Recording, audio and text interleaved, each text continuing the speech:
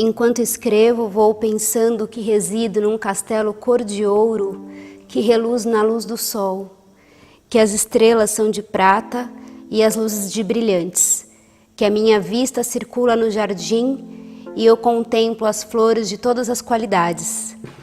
É preciso criar este ambiente de fantasia para esquecer que estou na favela. As horas que sou feliz é quando estou residindo nos castelos imaginários. Eu sempre tenho uma conversa aqui em casa, como que algumas pessoas que vivem em situação de total pobreza, de total miséria, de total vulnerabilidade, conseguem de alguma maneira transcender esse lugar para construir o seu império, assim, para construir a sua vida, para resgatar de alguma maneira forças para viver. Por que algumas pessoas têm essa capacidade e outras pessoas não conseguem, outras pessoas se acomodam? Eu não sei se a palavra é acomodar-se, na verdade, né? Eu sempre fico pensando por que algumas pessoas elas saem desse lugar para construir alguma coisa. Eu terminei de ler essa semana O Quarto de Despejo, da Carolina Maria de Jesus. Esse é um diário que ela foi escrevendo ali entre os anos de 1955 até 1958. São páginas e páginas de uma mulher preta, pobre, favelada, uma mulher semi-analfabeta. Apesar de morar nesse lugar e passar fome na maioria dos seus dias, ela conseguia resgatar essa vontade dela de escrever e de contar a sua história. Porque no fundo é isso que todo mundo quer. A gente quer contar a nossa história para as pessoas, a gente quer existir. Contar a nossa história é uma forma que a gente tem de existir. Quando a gente escreve um diário, geralmente esse diário é para uso pessoal e intransferível e a gente não quer que ninguém leia. Mas a Carolina, à medida que ela escrevia esse diário, ela tinha pretensão de que um dia alguém lesse esse diário dela, alguém lesse essas páginas dela, alguém descobrisse como que é a história da favela, como que é a história da pobreza. Um dia um jornalista descobriu a Carolina, ele estava indo fazendo uma reportagem na favela do Canindé, que é onde ela morava, e descobriu que ela escrevia esse diário, e a partir de então ele publicou uma matéria no jornal, e depois de um tempo, em 1960, se eu não me engano, saiu a primeira edição desse livro. Esse livro foi um sucesso de vendas, foi traduzido para diversas línguas, virou um best-seller na época. E aí depois de um tempo a Carolina acabou sendo esquecida. Eu fiquei pensando até que ponto que foi bom e até que ponto que a mídia se aproveitou de uma história, de uma Carolina, sendo que existem muitas Carolinas no mundo.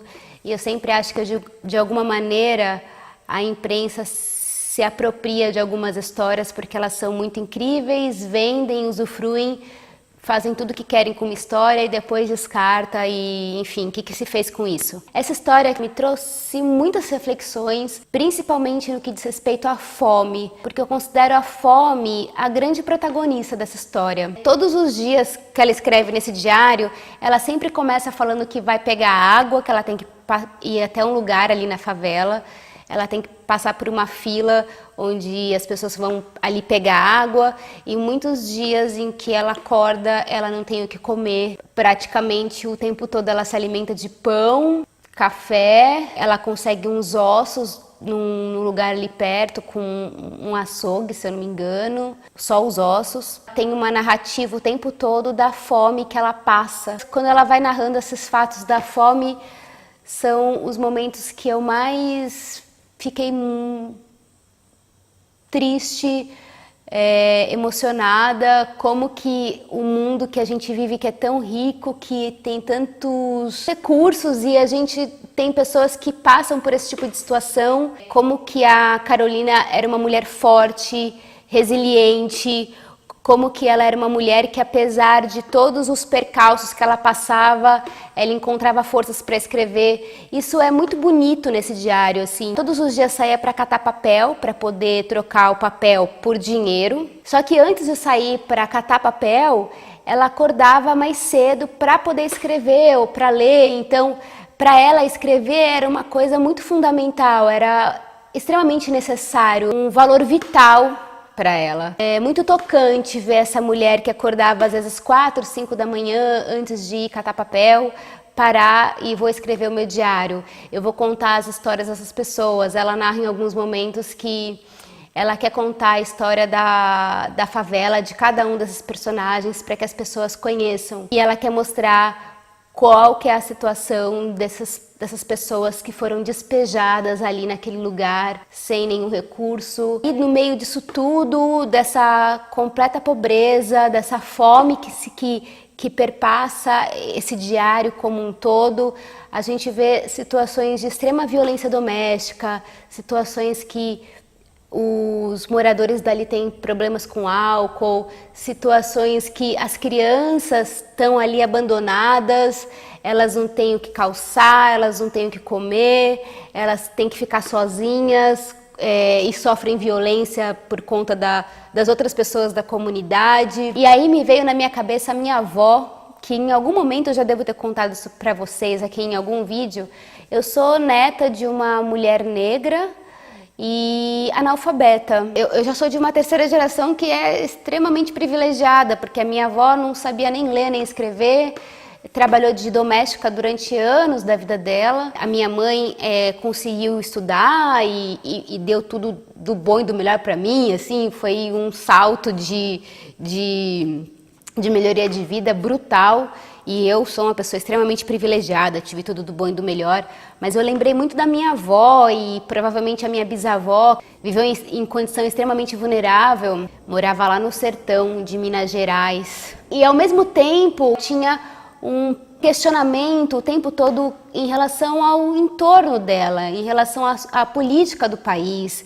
Então ela o tempo todo vai falar dos políticos que não estão nem aí para os pobres, que na época das eleições eles vão até a favela, fazem campanha, prometem isso e aquilo, mas na hora que eles são eleitos, o primeiro lugar que eles esquecem são dos pobres, né? Tem alguns pensamentos dela políticos que são muito lúcidos, que eu vejo que muita gente não tem esse pensamento hoje por preguiça, por falta de questionar o mundo, por falta de talvez ter passado fome. Os políticos só aparecem aqui nas épocas eleitorais.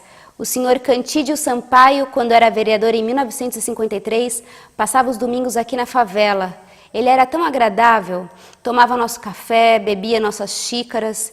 Ele nos dirigia suas frases de veludo, brincava com nossas crianças, deixou boas impressões por aqui e quando candidatou-se a deputado venceu. Mas na Câmara dos Deputados não criou um projeto para beneficiar o favelado, não nos visitou mais.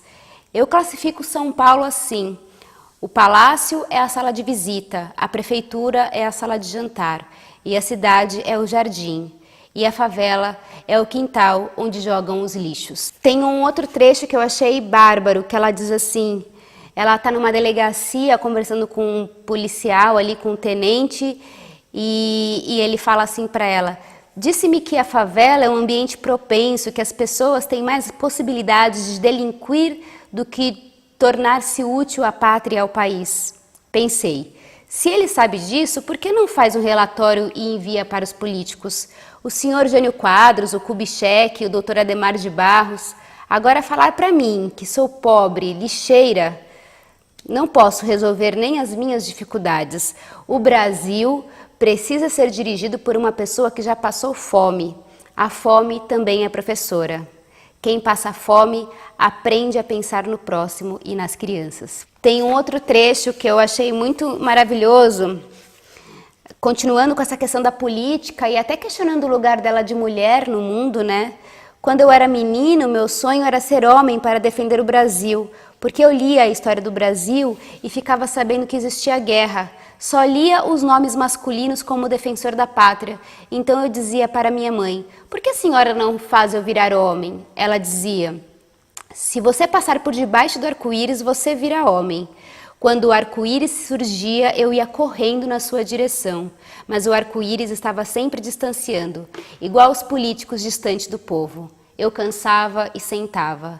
Depois começava a chorar, mas o povo não deve cansar, não deve chorar. Deve lutar para melhorar o Brasil, para os nossos filhos não sofrer o que estamos sofrendo.